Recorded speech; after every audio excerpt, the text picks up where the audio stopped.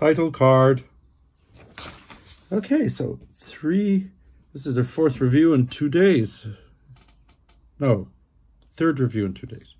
Anyway, so I'm going to review Time Shelter by Georgi Gospodinov, translated by, put on the cover, Angela Rodel. Okay, I will say it right away. I think this will be the winner. So that means I'm not going to do a winner prediction video. So this, I think, will be the winner of this year's International Booker 2023. I still have one more book left, though, from the shortlist, and that's The Gospel According to the New World. Don't know yet.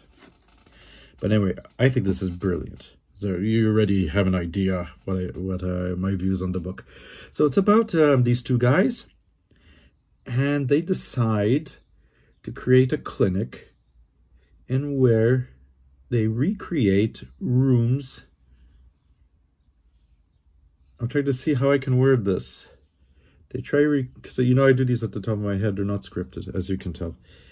They try to recreate rooms of the clients or patients, that the patients remember when they were happy.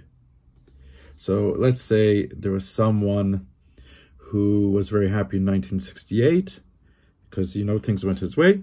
So what these guys will do is recreate a room according to that country in 1968 with all the details.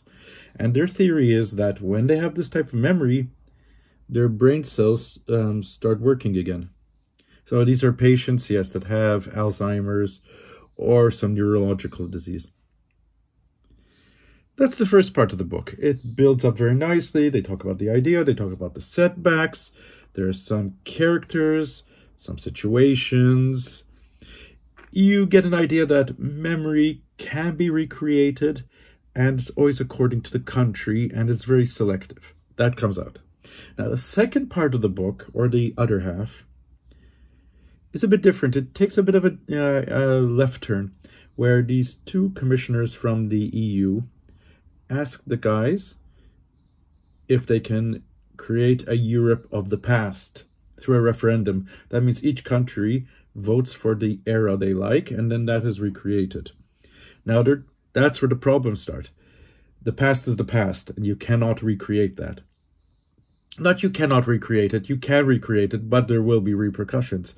In the sense of Bulgaria, I mean, the author is Bulgarian, so there's a focus on Bulgarian politics, even in one of the characters. But I won't go into that because I could spoil it. Anyway, so in the case of Bulgaria, they go back to the past and they recreate the socialist era, and then there were all the bad and good things of that time.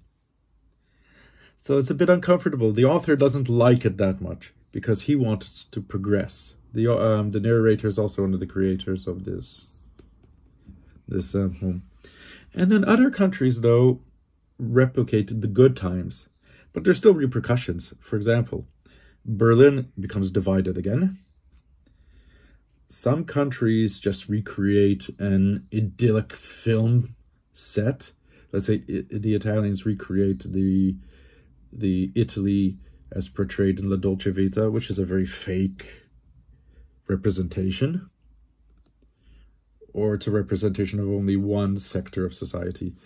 And so, you know, by recreating your past, it's not genuine. And that comes through. And one thing that is said in the book, and it's stressed in the first page, that modern Europe began with the Second World War, with the invasion of Poland, September 1st, 1939. So the author suspects that there's going to be a recreation of wars again. So instead of, you know, being peaceful and making people happy, it's going to end up in disaster. So yeah, I really like this book. It's quite inventive. I love the way it was written. Reminded me a lot of Stefan Zweig, if I'm pronouncing it properly. It's a novel of ideas. It's kind of utopian as well, in a way, or dystopian. But I wouldn't say overtly, because there's a lot of speculation in it as well. I think it's very clever. Yeah.